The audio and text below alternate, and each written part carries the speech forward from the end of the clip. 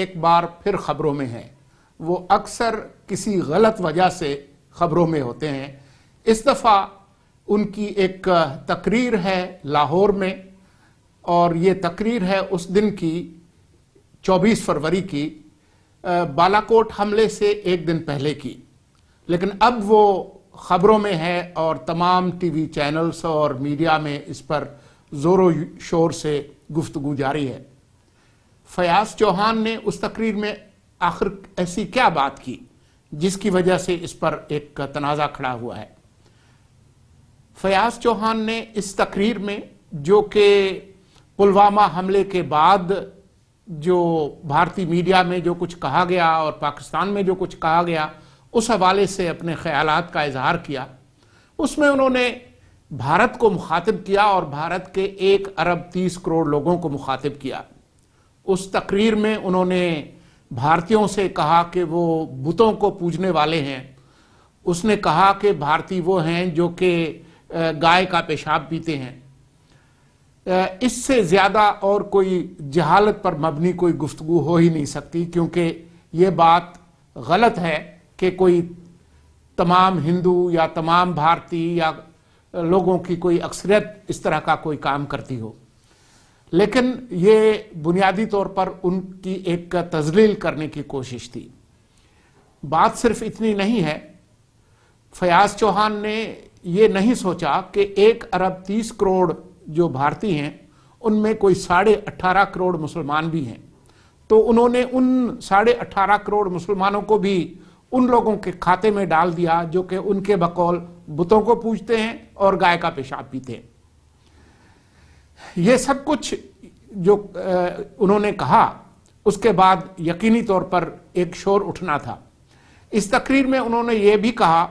کہ پلوامہ کا صرف بات نہیں کی، بلکہ انہوں نے اڑی اور پٹھان کوٹ کا ذکر بھی کیا، اور اس میں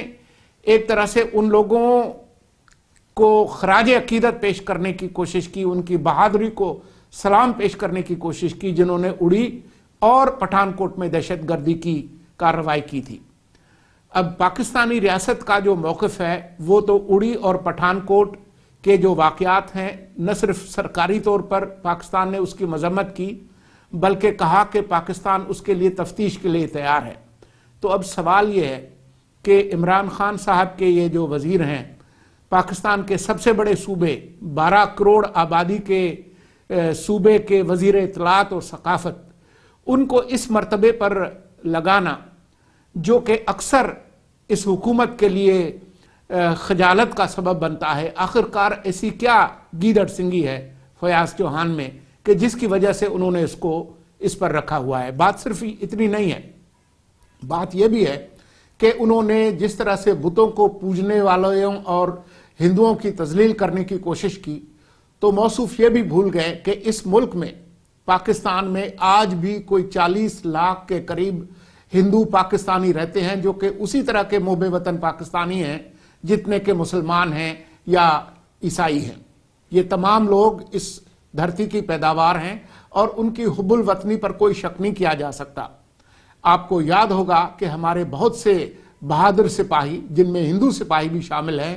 ملک کی مشرق اور مغربی سرحدوں پر دہشت گردوں سے لڑتے ہوئے شہید ہوئے ہیں،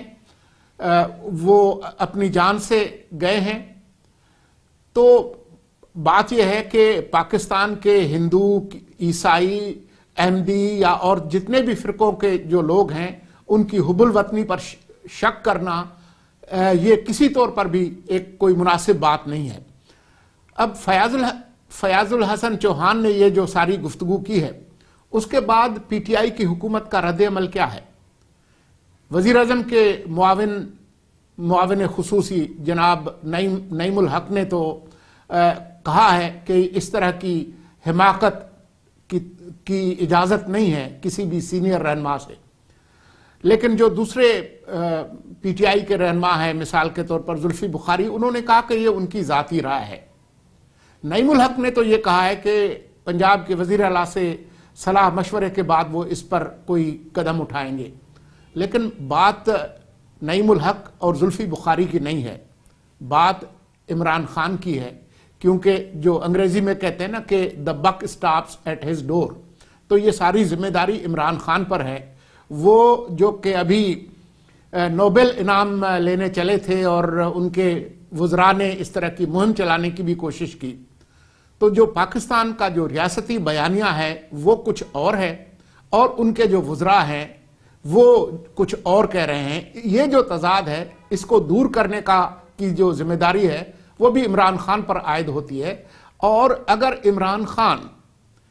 فیاض چوہان جیسے غیر ذمہ دار لوگوں کو، جو کہ وزارت میں آنے سے پہلے بھی بہت سے غیر ذمہ دارانہ بیانات دیتے رہے ہیں، جن میں اس طرح کا بیان بھی شامل تھا کہ جب شیخ رشید کے ساتھ جھگڑا ہوا تو انہوں نے کہا کہ اگر میں غلط کہہ رہا ہوں تو میں اپنی تینوں بیویوں کو طلاق دے دوں گا۔ یہ ان کی ذہنی کیفیت ہے۔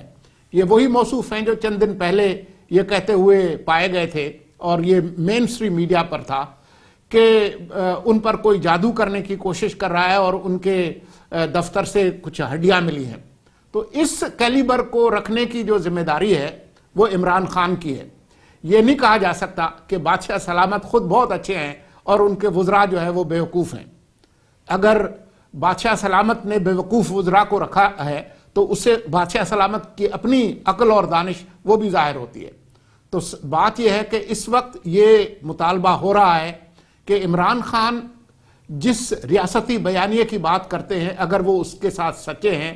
تو پاکستان کے سب سے بڑے صوبے کے وزیر اطلاعات و ثقافت کو ہٹانا